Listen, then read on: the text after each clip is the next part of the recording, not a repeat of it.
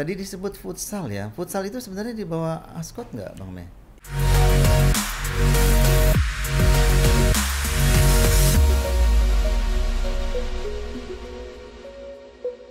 Bang Mei, apa kabar? Baik, Pak Ketua, Alhamdulillah. Alhamdulillah kita bisa ketemu ya. Kita akan ngobrol tentang sepak bola Kota Depok ya. Siap. Mungkin kita mulai dengan salam olahraga. Jaya. Alhamdulillah. Terima kasih Bang Meyadi Rakasiwi Siap. sebagai ketua Ascot ya. Ascot ini adalah sekarang sebagai sebuah asosiasi ya. Iya. Kalau dulu kan namanya PSSI, sekarang Dulu pakai Ascot gitu iya. ya. Dulu Pengcap, Pak. Pengcap ya dulu, Pengcap. Pengurus cabang. Pengurus cabang PSSI Iya. gitu ya. Kemudian dengan perkembangan yang ada menjadi Ascot ya. Ascot. Ascot, Asosiasi Kota. Jadi ada asosiasi kota, ada asosiasi Kabupaten. kabupaten, terus Betul. di tingkat provinsi ada Asprop. Asprov. Di tingkat pusat Ya, PSSI Pusat. PSSI pusat gitu Iya. ya. Kenapa tuh di pusat nggak pakai asosiasi olahraga Ya, juga? karena gini, Pak Ketua, kalau bicara di pusat itu kan posisinya sudah induk organisasi yang terpusat, yang paling tinggi, sama seperti misalnya KONI gitu ya. Kalau di PSSI, di sepak bola ataupun futsal itu kan saat sebelum Ascot, Askap atau Asprop itu dulu Pengcap. Iya. Pengcap itu Pengcap wilayah, kabupaten, kota, dan Pengprop gitu. Iya, iya. Jadi memang ya mungkin sesuai aturan Ya. dari PIPA, terus turun ke anggota PIPA, maka bergantilah menjadi Ascot atau Askap. Iya, ya. Karena di provinsi ada sekian provinsi kan, satu provinsi kan satu ya. Satu, betul. Asosiasinya Betul. namanya Asprov. Asprop. Di kota kabupaten masing-masing ada satu sehingga dihimpun menjadi sebuah asosiasi, gitu ya. iya. Bang Mei sehari-hari ini tugasnya di mana ya? Alhamdulillah saya di pemerintah kota di Badan Keuangan Daerah, anak buah Bunda Nina Suzana. Kebetulan di bidang pendapatan 1. Oh, Dinas Pendapatan ya. Ya, sekarang bidang sekarang Badan Keuangan Keuangan Daerah BKD ya. Iya. Iya. Ya. Berarti PNS ya? PNS, Pak Ketua. PNS. Alhamdulillah. Kok bisa jadi PNS dulu, daftar di mana itu? Ya, Kan susah katanya jadi PNS, apalagi olahragawan. Dulu kan olahragawan ya? Iya, ya alhamdulillah posisi jadi PNS sekarang itu berkat dari sepak bola. Oh, Alhamdulillah. gitu ya. Berkahnya Ya, sepak bola. berkahnya bermain sepak bola karena pada saat saya bersama teman-teman waktu itu ada 9 orang. Itu saat kita membela Persikat di tahun 2000 dan 2001, kita bisa meloloskan Persikat dari divisi 2 ke divisi 1. Maka pada waktu itu Wali Kota Pak Badrul Kamal memberikan sebuah apresiasi kepada kita untuk bisa masuk di pemerintah kota. Tapi honor dulu, Pak Ketua. Oh gitu, bukan langsung jadi Bukan. PNS ya, jadi Iya. diangkat jadi honorer dulu. Iya. Oh, kemudian ketika ada kesempatan ujian PNS baru masuk gitu ya. Iya, ya alhamdulillahnya juga ada berkahnya juga pada saat ada peraturan presiden waktu zaman Pak SBY Iya. yang pengangkatan dari tenaga honor. Oh iya waktu itu. Iya, gitu. Sekarang kayaknya agak lebih sulit ya untuk bagi pemerintah daerah mengangkat pemain-pemain yang berprestasi menjadi PNS atau ASN. Ya sebenarnya kalau bicara sulit atau nggak sulit, tinggal bagaimana pemerintah kita dalam hal ini masyarakat atau pemain-pemain atau olahragawati yang berprestasi tentunya kan harus mendapat sebuah fasilitas karena sudah membawa nama harum daerah, bahkan negara gitu. Cuman ya nggak tahu apakah memang aturannya memang saat ini yang memang lebih ketat mungkin ya. dari dulu Ya. gitu. Itu Ya, Pak ya. Ketua. Di samping sebagai pegawai pemerintah, saya dengar Bang Mei juga bisnis ini ya. Alhamdulillah ya itu bagian dari hobi sebenarnya awal. Tapi kalau hobinya ini kan hobi, kalau dulu ngurusinan pemain-pemain bola saat jadi pelatih, sekarang ngurusin kambing-kambing Pak Ketua. Memang apa tuh yang dikerjakan dengan bisnis itu? Bidang kegiatannya apa di bisnis itu? Ya alhamdulillah dari hobi terus saya mulai berpikir kenapa nggak dikembangkan ke arah bisnis. Maka saya bersama istri dan keluarga memikirkan tentang bagaimana mengelola hobi menjadi bisnis. Jadilah kambing perah, kambing yang memproduksi susu gitu. Utamanya di bidang produksi susu kambing Susu, itu. iya. Oh, iya ya.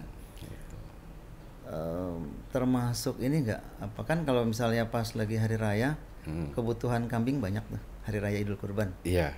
Nah, itu termasuk penyediaan itu enggak? Termasuk Pak Ketua. Oh. Alhamdulillah setiap Idul Kurban kami kan namanya peternakan saya itu Berkah Caringin Farm. Berkah Caringin Farm. Iya. Jadi ke setiap tahun Idul Kurban itu kami menyediakan penjualan hewan kurban sapi dan kambing gitu. Iya, insya Allah berkah ya. Amin. Alhamdulillah selama Di mana ini. lokasinya? Di Bedahan Pak Ketua di Bedahan Sawangan ya. ya. Masuknya Kecamatan Sawangan Iya, Depok betul, ya. Betul. Iya ya, alhamdulillah. Berarti luar biasa ya. Di samping pemain sepak bola, ya, kemudian sekarang juga sebagai ASN, tapi juga bisnis ya. Iya, alhamdulillah. Saya dengar Bang Mei juga kategorinya pelatih ya, Iya, benar. bukan sekedar pemain, mantan pemain. Bukan. Jadi saat setelah saya ingin pensiun dari pemain, saat itu di 2006 saya masih 2005 saya masih jadi pemain terakhir, 2006 saya sudah masuk ke era kepelatihan. Gitu. Maka saya mencoba untuk ikut kursus Pak Ketua, kursus pelatih lisensi dulu. Lisensi D 2006, terus saya 2007 saya ambil lisensi C. 2007. Iya, terus 2009 saya ambil lisensi B. Ada akhirnya 2013 saya dapat lisensi A nasional. A nasional ya. A nasional waktu itu di mana? A nasional di Magelang, Pak. Di Magelang ya. Iya. Magelang. Kursus lisensi itu yang melaksanakan atau melakukan siapa? Pusat? Itu provinsi? PSSI pusat. Harus pusat Iya. ya. Iya, iya. Biasanya PSSI pusat bekerja sama dengan PSSI daerah, dalam hari ini Asprop di daerah. Ya. Gitu. Tapi setelah 2014 ke sini itu ada aturan lagi bahwa lisensi A nasional itu tidak disahkan atau diganti regulasinya menjadi lisensi AFC. Oh gitu. Maka saya kembali lagi mulai ambil dari C AFC. Oh harus mulai dari C lagi. Tadinya kan saya berpikir ingin mengembangkan karir sebagai pelatih, maka saya ambil CAFC. Beberapa kali juga saya dihubungi untuk meneruskan ke BAFC, tapi saya pikir kalau terus saya mau ambil lisensi kepelatihan tapi nggak ngelatih kan biayanya gede Pak Ketua. Iya. Gitu. Betul. Oke, di dalam PSSI itu ada Exco. Iya. Apa sih tugas Exco itu sebenarnya? Ya begini Pak Ketua, tentunya di kita ya, terutama khususnya di Askot Kota Depok, Iya. itu ada 5 Exco. 5 orang ya? Ya, yang diketuai oleh satu Exco, satu orang itu saya. Jadi Exco itu dipilih oleh pemilik suara, yaitu klub-klub anggota Askot. Nah, masing-masing Exco itu membidangi yang memang menjadi arahan dan aturan dari Asprop. Iya. Contoh Pak Gandara sebagai wakil ketua Exco, saya sebagai ketua Exco. Ada 3 anggota yaitu Bang Jabon atau Nur Abdullah, Bang Hendra Dimun, dan Bang Saprudin. Masing-masing mereka membidangi beberapa bidang, maksimal 2 bidang. 2 bidang dalam kepengurusan ASKOT. Iya. Nanti dari satu exco itu merujuknya ke bawah, masing-masing ada komite tetap. Gitu. Jadi kalau contoh kayak Bang Hendra Dimun itu membidangi exco bidang keuangan dan hukum. Ya. Maka di bawah Bang Hendra Dimun itu ada komite tetap keuangan, komite tetap audit namanya, komite tetap bidang hukum gitu. Seperti itu ya. Iya.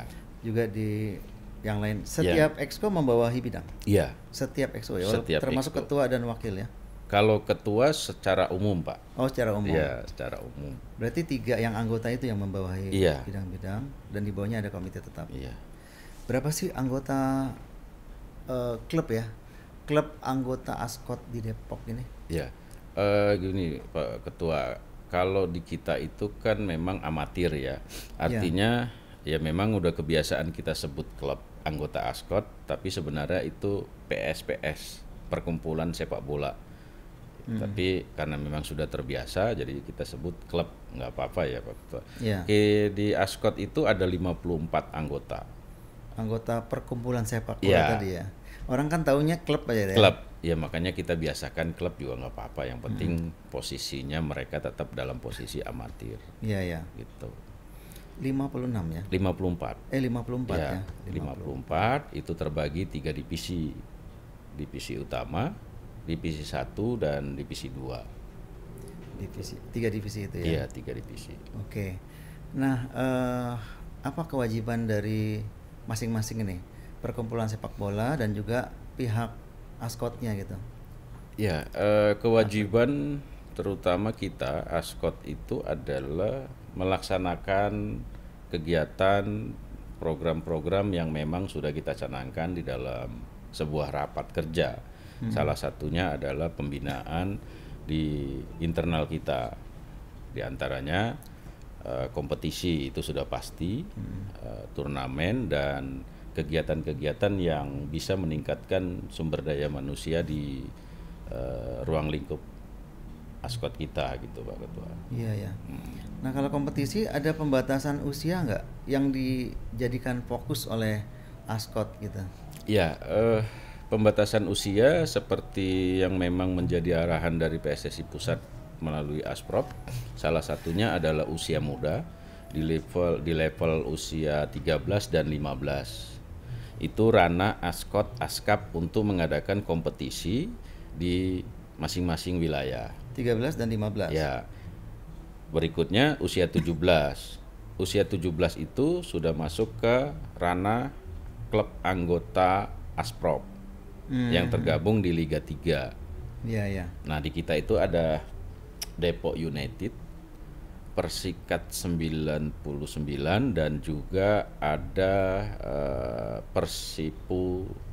Oh Persipu. Ya, Persipu.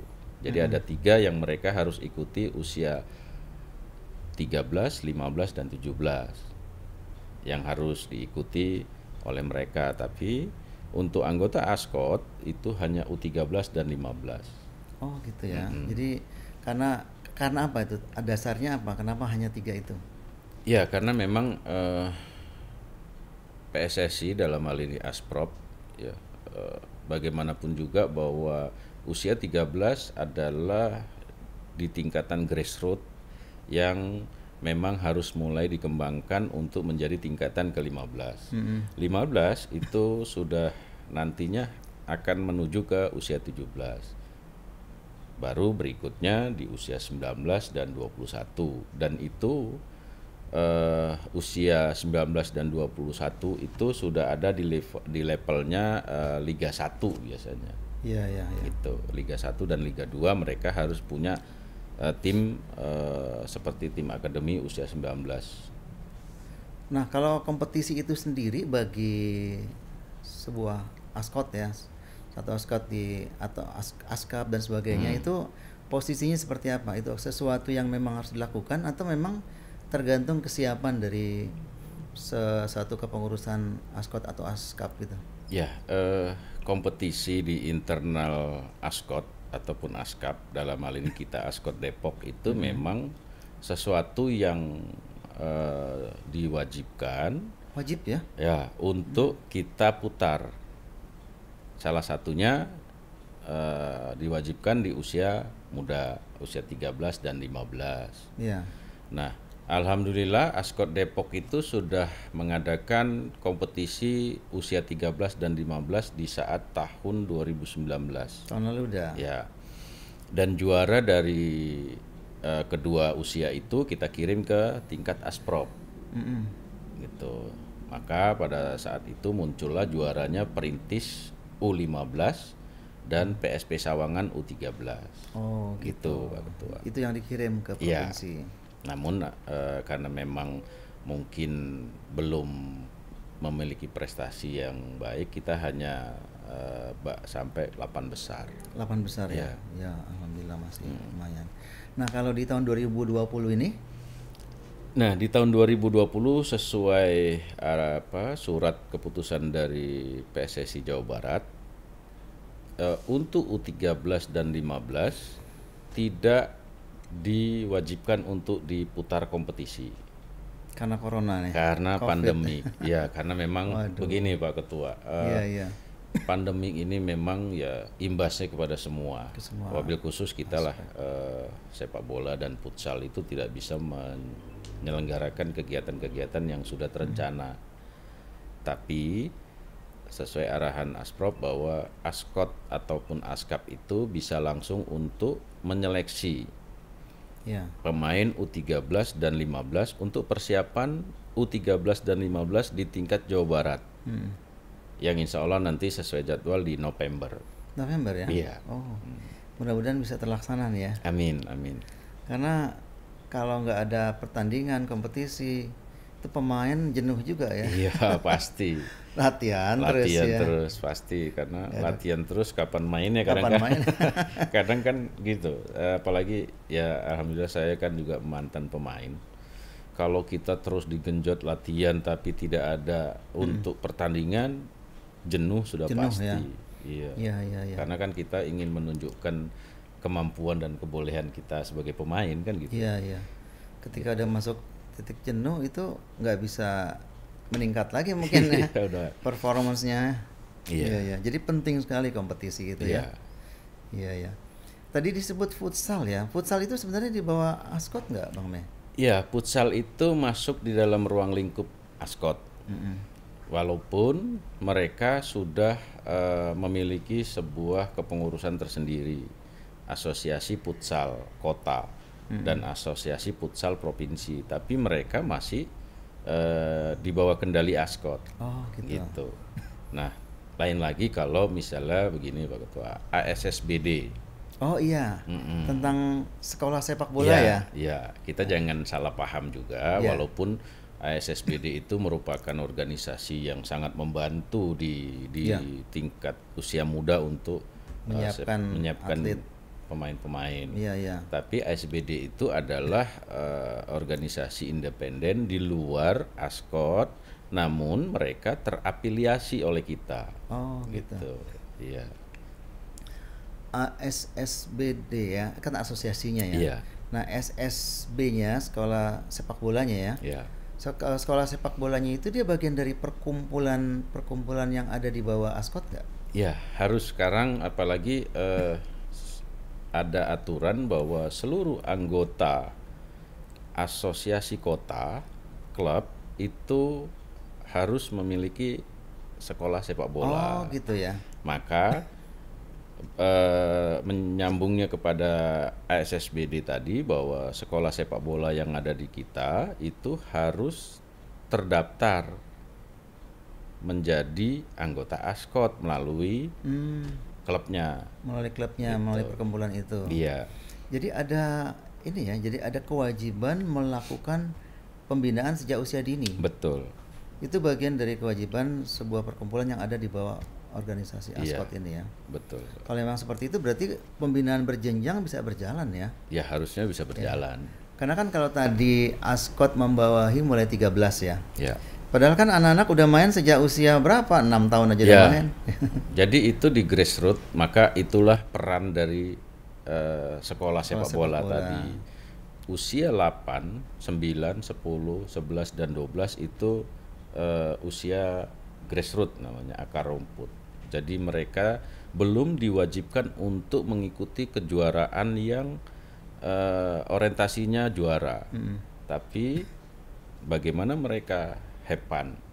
Evan ya. Anak-anak muda kita itu usia ini kan semua pemain-pemain usia muda di bawah 10 khususnya itu kan kalau bola kemana dikejar gitu. Jadi Lucu. ya yang paling bagus adalah pelatih-pelatih usia muda itu pelatih-pelatih yang memiliki wawasan dan ilmu yang sebenarnya harus lebih baik, karena dari situlah dasar sepak bola yang harus kita mulai tentukan untuk anak-anak kita. Artinya bahwa perkumpulan-perkumpulan sepak bola itu dan juga tadi sekolah sepak bola itu harus punya pelatih yang qualified juga ya? Iya, harusnya seperti itu. Maka alhamdulillah kita di Kota Depok itu untuk pelatih-pelatih yang menangani SSB itu kita sudah sampaikan harus minimal memiliki sertifikat lisensi D. Oh gitu ya. Ya. Nah, apa yang sudah dilakukan oleh ASKOT Depok nih untuk mendorong pelatih-pelatih sepak bola di Depok baik di SSB maupun di perkumpulan itu? Ya, alhamdulillah berkat supporting dalam hal ini pemerintah dan juga KONI tentunya Pak Ketua, sekali lagi atas nama Ketua ASKOT PSSI Kota Depok berterima kasih juga karena support kepada Pengcap, kepada anggota-anggota KONI yang sungguh luar biasa. Salah satunya ASKOT itu kita sudah menyelenggarakan lisensi D untuk sepak bola dan juga pelatih futsal.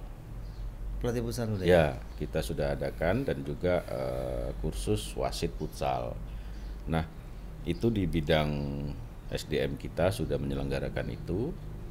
Jadi salah satu contoh lisensi D kita kemarin di 2019 berjalan baik.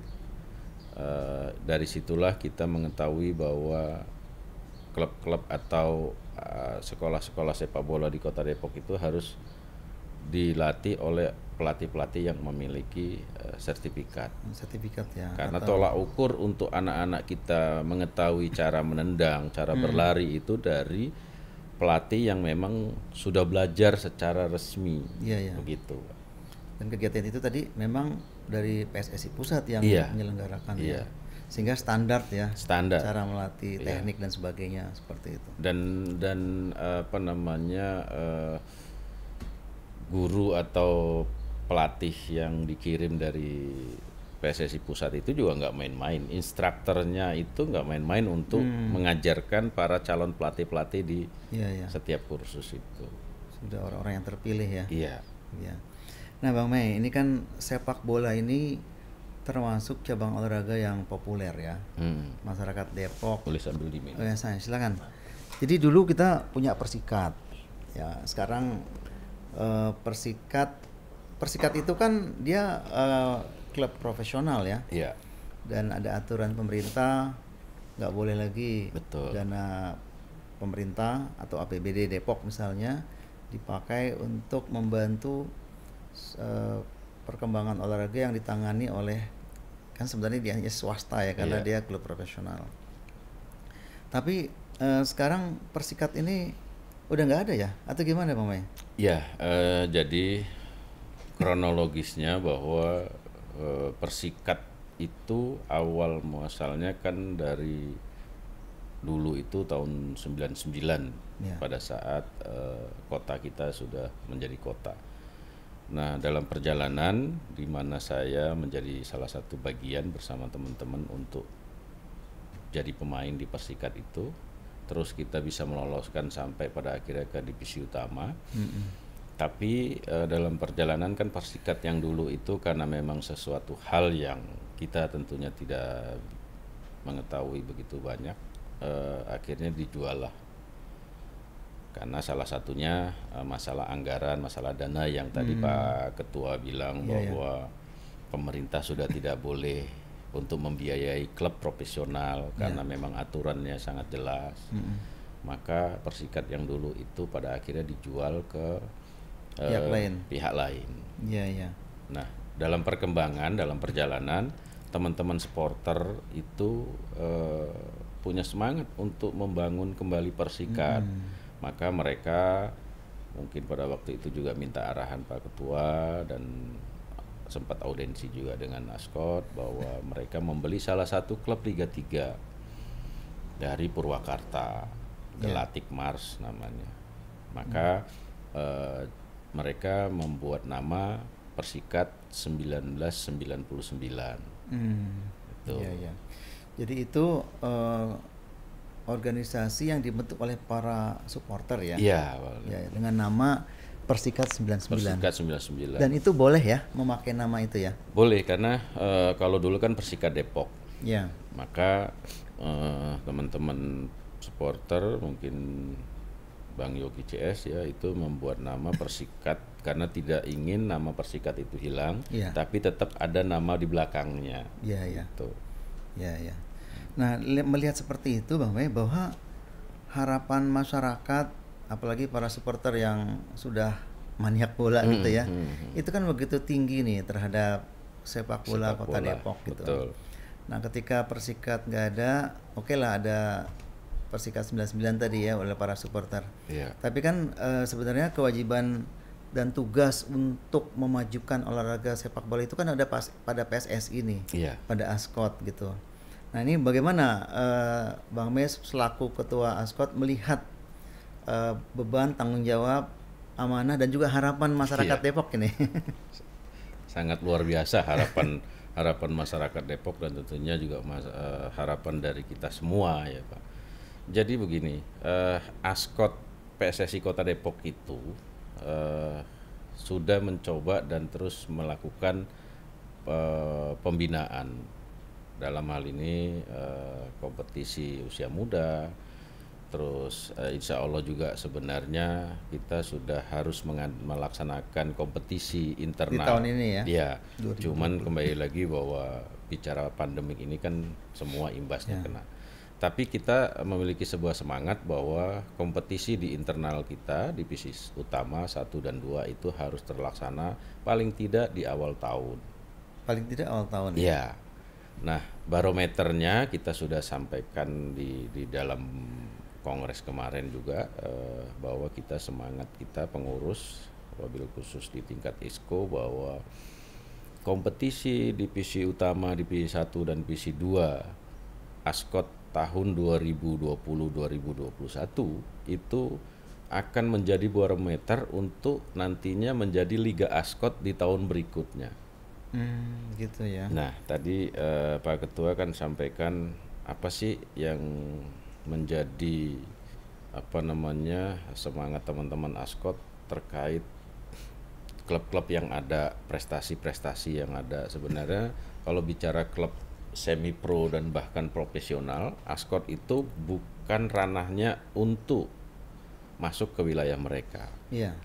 Tapi Ascot menjadi sebuah organisasi yang tetap menjadi koridor wadah untuk mereka bernaung.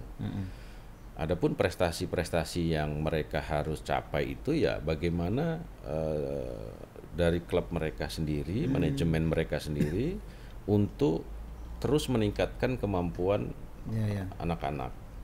Salah satu contoh misalnya Persikat 99, Persipu dan Depok United itu sudah merupakan tim semi profesional karena sudah berbadan hukum gitu.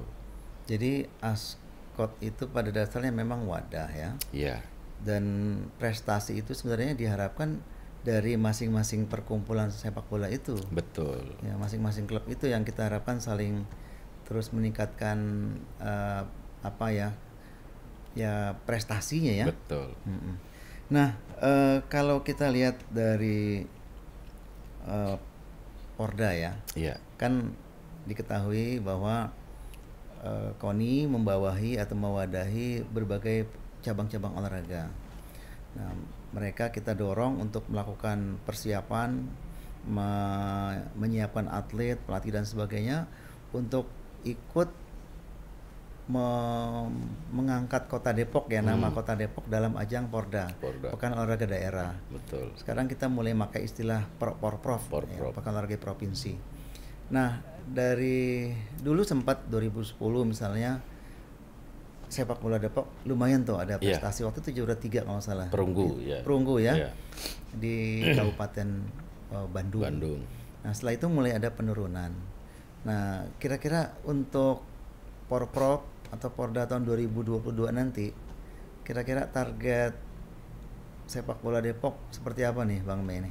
Ya, Pak Ketua, untuk target sepak bola maupun futsal di Porprov 2022, saya bersama teman-teman pengurus, wabil khusus saya selalu menyampaikan rasa semangat dan optimis untuk target itu adalah target emas. Emas nih ya? Ya. Wis, luar biasa, mantap. Jadi kenapa saya sebagai ketua ASKOT mencanangkan itu? Karena buat saya kalau kita memimpin satu organisasi atau memimpin satu klub, maka kita harus memiliki target yang tertinggi. Target tertinggi. Agar kerja-kerja kita itu benar-benar tujuannya bagaimana mencapai target itu. Nah, dalam hal ini alhamdulillah kan Pak Ketua sebagai Ketua KONI dan juga pemerintah kota, Pak Wali dan jajarannya tentunya kan mensupport. Nah, mudah-mudahan saya tetap memiliki sebuah semangat bersama teman-teman untuk target itu bisa terrealisasi. Salah satunya kita ASKOT akan segera melaksanakan seleksi berjenjang pengganti Porkot yang memang Porkot itu kan ada kemungkinan tidak digelar ya Pak Ketua ya, karena situasi dan kondisi. Tapi semangat saya bersama teman-teman di ASKOT bahwa sepak bola dan futsal tidak boleh berhenti untuk mencari bakat pemain. Seperti itu Pak Ketua. Nah, target emas itu kan luar biasa ya, juara se-Jawa Barat ya kan. Nah, itu kalau kita lihat kondisi sekarang, kondisi pemain-pemain, materi pemain Kota Depok, terus juga membandingkan dengan daerah-daerah lain, itu kira-kira itu target mimpi atau target realistis nih Bang? Ya, semua itu berawal dari mimpi Pak. Iya. Ya, kalau kita nggak bermimpi jangan harus berani mimpi ya. Ya, kalau kita nggak mau bermimpi jangan pernah berharap untuk tahu apa yang akan kita hasilkan. Kita harus punya mimpi. Oleh karena itu, ya sekali lagi bahwa saya sebagai ketua dan juga sudah alhamdulillah melalang melintang sebagai pemain, pelatih. Artinya setiap kali kejuaraan yang kita akan hadapi harus memiliki target. Jadi kalau hanya mimpi targetnya emas terus saya bersama teman-teman tidak memulai untuk menjalankan latihan atau program kegiatan seleksi pemain-pemain, maka ya hanya mimpi tinggal mimpi kan gitu. Dan janji tinggal janji saya kepada Pak Ketua KONI gitu kan. Gitu.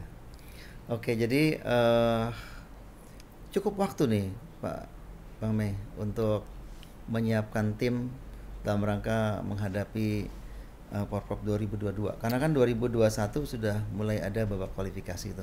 Ya, insya Allah kita segera akan lakukan itu. Paling tidak Oktober atau November kita sudah membentuk tim backup sepak bola dan juga futsal. Saya sudah mengarahkan ke Exco untuk segera melakukan seleksi berjalan. Dan artinya cara atau program yang akan kita lakukan adalah pengganti Porkot itu kita melakukan seleksi di 3 wilayah. Seleksi di 3 wilayah. Gimana teknisnya nih Bang Mei? Artinya gini Bang Mei, ini kan untuk mengejar target juara dapat emas itu kan butuh pemain-pemain yang memang handal. Dan ini kan berarti membuka peluang nggak kepada masyarakat Depok, pecinta sepak bola yang kategori usianya masuk ya, memungkinkan itu untuk diseleksi di 3 tempat itu. Apa namanya, GMC di Bojongsari. Ya. Nanti dari satu wilayah itu kita fokus untuk menseleksi pemain-pemain yang ada di wilayah anggota ASKOT di wilayah barat gitu. Jadi masing-masing nanti mewakili kecamatan atau mewakili klub-klub anggota ASKOT. Dan pemainnya harus yang sudah terdaftar di perkumpulan. Iya. Jadi gini, kalau pemain sih nggak harus menjadi anggota perkumpulan, Pak Ketua. Oh gitu. Andai memang ada pemain yang memiliki kualitas baik, tapi si anak tidak dalam status ada di dalam satu klub anggota ASKOT, maka tidak menutup kemungkinan. Oh bisa ya? Bisa, karena buat kita tidak terfokus kepada anak anggota ASKOT, tapi siapapun yang penting dia memiliki kemampuan yang memang masuk di dalam kategori untuk kita masukkan menjadi bagian dari tim sepak bola. Berarti orientasinya memang mencari pemain terbaiknya nih ya? Iya. Mencari pemain terbaik. Atau misalnya perkumpulan melihat ada warga di sekitar yang dia kenal, bisa diajak ya untuk masuk dalam seleksi itu. Betul. Jadi wilayah barat, tengah, timur. Tengah di mana tuh? Tengah itu ya kita fokuskan antara, kan kita ada Stadion Mahakam, Stadion Merpati, apakah itu bisa kita gunakan? Nanti tinggal bagaimana komunikasi dan permohonan kita ke pemerintah, atau di lapangan HW Beji Timur. HW ya, Beji Timur. Artinya kalau memang nggak memungkinkan di Stadion Merpati atau Mahakam, ya kita gunakan lapangan yang memang menjadi tempat klub-klub kita berlatih. Gitu. Kalau di timur di mana, Pak? Di timur itu ada lapangan Sukatani, ya, yang milik pemerintah kota juga, dan juga ada lapangan BFC Banjaran Pucung. Banjaran Pucung ya. Jadi sebenarnya di Depok lumayan banyak sih sebenarnya lapangan ya. Banyak, Pak. Perkumpulan juga banyak. Dan harapannya dengan seperti itu sih, insya Allah sih akan muncul nih pemain terbaik. Amin, mudah-mudahan. Kalau optimis jadi emas mudah-mudahan ya. Mohon doa dan supportnya juga, Pak Ketua. Berarti kita berharap para pemain-pemain kita itu mulai siap-siap ini untuk diseleksi, agar bisa berkontribusi dan menunjukkan Depok itu mampu. Ini pada siap-siap supaya bisa bergabung dalam tim kebanggaan Kota Depok. Amin. Yang mudah-mudahan itu sudah terbentuk atau apa istilahnya, kan seleksi nih. Seleksi mulai bulan apa, Bang? Kira-kira? Kita rencanakan di awal Oktober sudah kita mulai start. Awal Oktober mulai start. Paling tidak 1 bulan untuk kita coba mencari bakat-bakat tersebut. Nanti tim pemandu bakat yang kita tentukan bisa mendapatkan calon-calon pemain yang nantinya kita bisa masuk ke fase seleksi berikutnya. Karena jujur saya dalam beberapa kesempatan juga sampaikan kepada teman-teman pengurus dan Exco bahwa saya sebagai ketua juga akan langsung turun untuk mengawal sepak bola. Maksudnya gimana, Bang? Artinya turun begini. Gimana? Saya kan juga pernah menjadi pelatih dan saya sudah banyak belajar terkait bagaimana mencari bakat-bakat dan bibit-bibit pemain. Walaupun tentunya banyak pelatih yang bisa kita andalkan nantinya. Kalau kita mengambil pelatih dari luar kan tentunya anggaran itu yang bicara lagi anggaran, Pak Ketua. Besar banget. Jadi kenapa nggak kita maksimalkan, tapi dengan semangat kebersamaan kita, dan saya sebagai ketua sudah sepakat dengan para exco bahwa akan turun langsung, apakah nanti saya sebagai komandan untuk mengarahkan pelatih-pelatih bahwa pemain-pemain yang dipilih itu harus pemain-pemain yang punya karakter seperti apa gitu. Jadi turun langsung ya? Iya. Turun langsung menyeleksi atau melatihnya juga? Ya, saya pasti turun langsung ikut dalam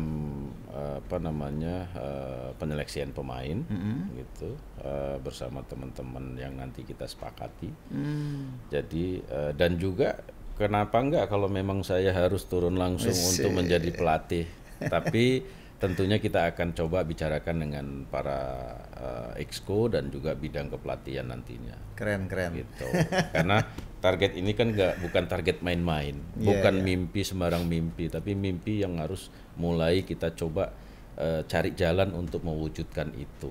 Oleh karena itu harapan saya juga sebagai ketua PSSI kepada Pak Amri selaku ketua KONI bisa terus bisa mensupport. Insya Allah. Amin, alhamdulillah. Oke, terakhir nih Bang. Ya. Jadi apa sih moto atau semangat hidup atau hal-hal yang menjadi menjadi penyemangat bagi Bang Mei untuk melakukan berbagai kegiatan, baik soal pekerjaan, baik sebagai atlet dulu maupun juga sekarang ya sebagai ketua ASKOT gitu ya. Apa kira-kira hal-hal yang menurut Bang Mei menjadi suatu hal yang penting untuk disampaikan atau dijadikan pedoman gitu? Ya, kalau bicara moto semangat artinya buat saya secara pribadi yang paling utama adalah doa seorang ibu gitu.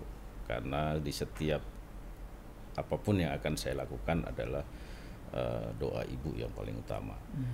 Karena tanpa beliau kita tidak akan bisa, dan juga support orang yang memang dekat dengan kita gitu. Nah, bicara moto semangat yang memang dari dulu saya selalu camkan untuk saya secara pribadi, dan ini mungkin selalu saya sampaikan di beberapa kesempatan kepada teman-teman pada saat saya pegang klub atau pemain-pemain, bahwa ada moto pribadi saya, berhasil itu nanti, mencoba itu perlu, merintis itu harus. Gagal sudah pasti ada, akan tetapi jangan pernah untuk berhenti, maka bangkit dan mulailah. Dari kalimat itu yang selalu saya sampaikan, bahwa itu penyemangat diri saya. Setiap kali hal yang kita jalankan, setiap kali hal yang kita ingin lakukan, tidak akan pernah sampai kepada tujuan kalau kita nggak pernah mau untuk memulai. Luar begitu, biasa. Pak Ketua. Tapi saya terharu juga tadi. Jadi doa seorang ibu. Ibu Bang Mei masih ada? Ibu saya masih ada. Oh, masih ada ya? Di Sumatera, di Medan, di Langkat. Oh, tinggal di sana. Ya. Bang Mei sebenarnya aslinya mana? Saya itu Pujakesuma, Pak Ketua. Oh, Putra Jawa kelahiran Sumatera. Terutama Sumatera Utara. Sumatera Utara. Jadi almarhum bapak saya itu seorang pensiunan TNI. Jadi anak-anaknya lahir di sana. Oh, gitu ya. Itu salah satu dari 8 bersaudara, salah satu yang di luar Sumatera Utara itu ya saya. Oh, gitu. Kapan terakhir ketemu ibu? Ketemu ibu sebelum pandemi kemarin itu saya pulang. Tapi pada saat Lebaran kemarin kan masa pandemi yang tidak boleh pulang. Jadi biasanya saya setahun 2 kali itu pulang. Gitu. Sekarang berarti komunikasinya lewat telepon. Lewat aja telepon. Ya? Gitu. Iya ya. Dan seperti yang Bang Mei katakan tadi, berarti sering juga ya kalau ada urusan-urusan tertentu yang butuh support, itu menghubungi ibu ya? Ya, doa ibu dan tentunya doa istri yang paling dekat dengan kita kan. Gitu. Iya. Soalnya kalau udah begitu tenang hidup ini ya. Insya Allah Pak Ketua. Jadi ya paling tidak bahwa apalagi menjadi ketua PSSI ini kan seperti yang tadi Pak Ketua sampaikan, bahwa harapannya bukan soal harapan bagaimana organisasi ini bisa berjalan terus selesai sampai periode kita diamanahkan, tapi bagaimana kita bisa berbuat seperti yang menjadi arahan-arahan Pak Wali Kota, Pak Kiai Haji Muhammad Idris, dan juga Pak Amri sebagai Ketua KONI. Tentunya menjadi ketua salah satu pengurus cabang dalam hal ini PSSI, itu harapan paling besar di masyarakat adalah bagaimana pembinaan di wilayah itu bisa berjalan. Iya, Gitu. Jadi mungkin mohon izin Pak Ketua, perlu saya sampaikan juga bahwa selama saya bersama teman-teman menjadi pengurus di periode tahun ini dari 2018 Agustus sampai hari ini yang sudah berjalan 2 tahun, beberapa program yang sudah kita lakukan itu salah satunya turnamen Piala Wali Kota, kompetisi U13-15, kursus lisensi D, kursus futsal, pelatih futsal dan kursus wasit futsal. Ya, itu yang sudah kita lakukan di internal kita, dan juga kita sudah mengirim beberapa sumber daya manusia untuk ikut ke jenjang kepelatihan di tingkat yang lebih baik. Dan ini juga tidak terlepas dari supporting dari KONI yang sungguh luar biasa. Dan juga kita sudah melaksanakan kegiatan kompetisi U13-15 di tingkat Jawa Barat. Ya, jadi memang salah satu yang belum kita laksanakan adalah kompetisi divisi, dan itu menjadi harapan terbesar untuk anggota klub Askon. Gitu, Pak. Sebenarnya sudah mau terlaksana tapi ternyata tertunda tertunda. Gitu. Ya. Ya, mudah-mudahan semua apa yang sudah dilakukan ini akan kelihatan hasilnya. Amin. Karena konsistensi pembinaan yang berjalan, kemudian soliditas organisasi itu menjadi sebuah syarat mutlak ya. Kalau materi pemain, saya kira pemain Depok nggak kurang bagusnya. Iya, nggak kurang bagus. Pemain Depok banyak yang main di luaran yang menjadi pemain-pemain hebat juga kan. Iya. Gitu. Boleh disebut Bang, siapa aja Bang? Ya, dari era generasi Amrobi. Ya, terus Samsir Alam, terus terakhir kemarin kalau di futsal juga ada Xavier yang sebelumnya Suni ya, Suni yang menjadi pemain nasional. Jadi pemain-pemain sepak bola kita sekarang ini banyak main di liga profesional di luar Depok. Seperti Aditya ya, beberapa pemain Alif, dan masih banyak sebenarnya. Cuman memang kadangkala kenapa mereka tidak mau mengembangkan karirnya di Kota Depok, karena memang kita nggak punya klub yang profesional yang ada di Liga 1 gitu.